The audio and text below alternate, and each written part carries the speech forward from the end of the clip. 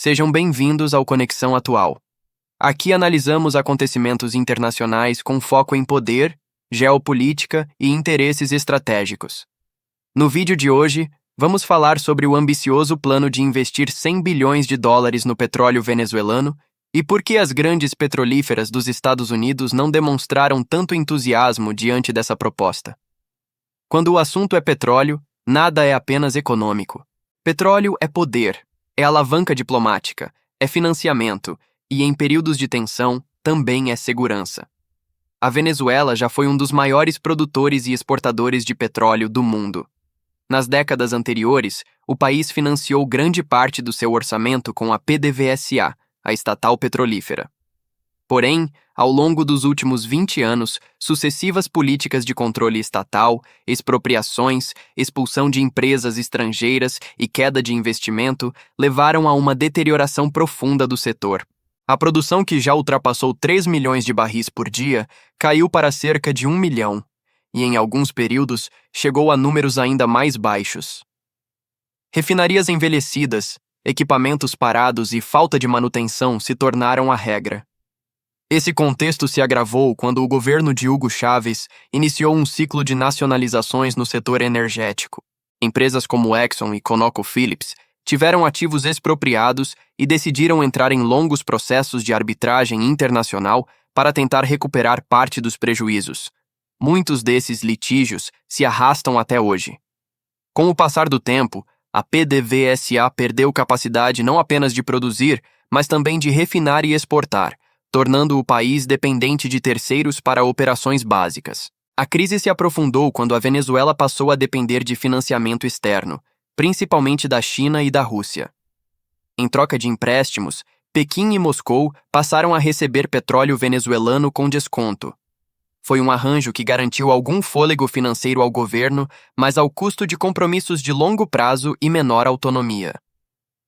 Quando os Estados Unidos impuseram sanções ao setor energético venezuelano, o país praticamente se isolou do mercado ocidental. É nesse cenário que Donald Trump apresentou um plano envolvendo 100 bilhões de dólares em investimentos para reativar o setor petrolífero venezuelano. O anúncio foi feito na Casa Branca, em reunião com executivos do setor de petróleo e gás. A ideia era simples: inserir as petrolíferas dos Estados Unidos no processo de reconstrução, aumentar a produção venezuelana, reorganizar fluxos e colher ganhos econômicos e geopolíticos. A proposta segue uma lógica estrutural dos Estados Unidos: garantir oferta, influenciar preços globais e reduzir dependências estratégicas.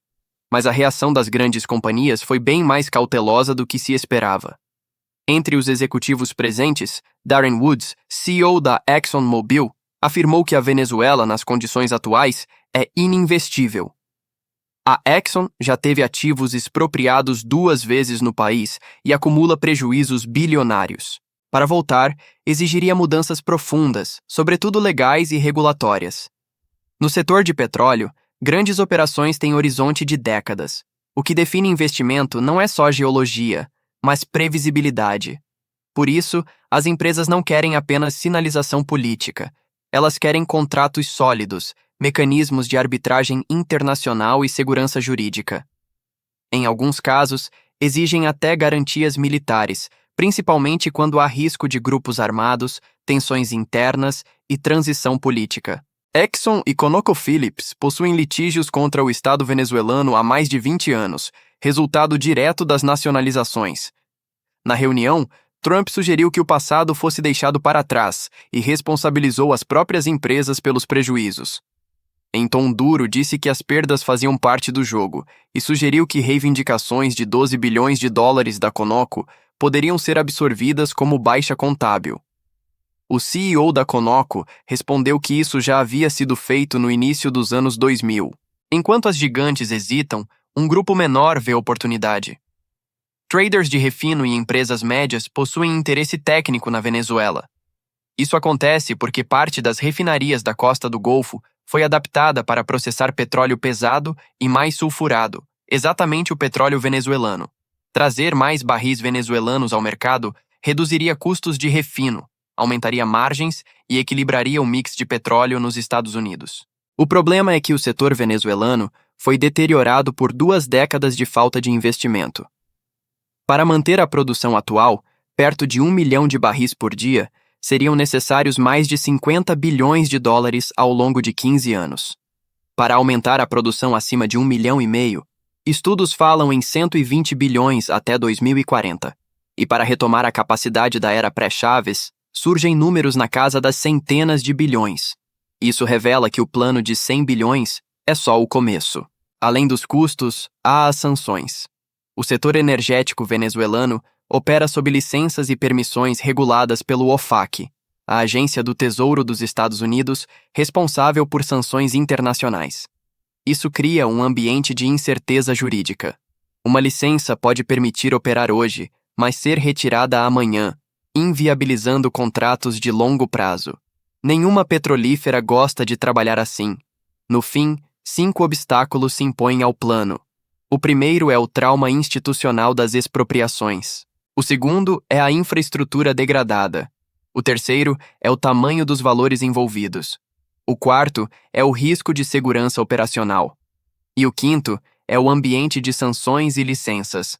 Com isso, a estratégia de Trump não é apenas um plano energético, mas um teste de poder. Convencer empresas privadas a investir 100 bilhões de dólares em um país onde já perderam dinheiro, não uma, mas 2 vezes, e com o mesmo regime político no comando, é um desafio que naturalmente gera apreensão. Se você gostou desta análise, deixe o seu like, compartilhe o vídeo e deixe a sua opinião nos comentários.